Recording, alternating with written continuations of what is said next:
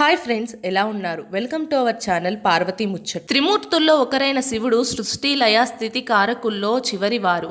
లయ అంటే అన్నిటినీ ఆయన కలుపుకుంటారు. అందుకే ఆయనను లయకారకుడు అని పిలుస్తుంటారు. అలాగే ఆయనను బోలా శంకరుడు అని కూడా పిలుస్తుంటారు. ఎందుకంటే ఆయన భక్తుల కోరిన కోరికలు వెంటనే తీరుస్తారు.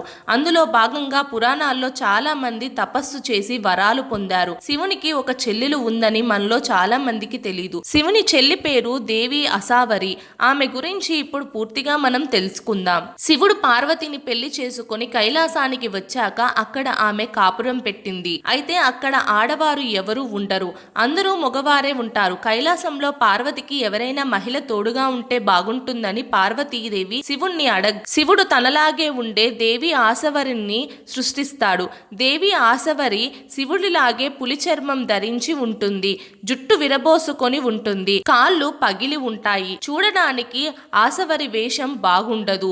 దాంతో పార్వతి ఆసవరిని అందంగా తయారు చేస్తుంది. ఆమెకు విపరీతమైన తిండి యావ. పార్వతి కైలాసంలో ఉన్న ఆహారం మొత్తాన్ని ఆమెకు పెడుతుంది. అయినప్పటికీ ఆసవరి ఆకలి తీరదు. దీంతో పార్వతి విసిగిపోయి తన గోడును శివుడికి చెప్పుకుంటుంది. దీంతో శివుడు ఆసవరిని వేరే ప్రాంతానికి పంపిస్తాడు.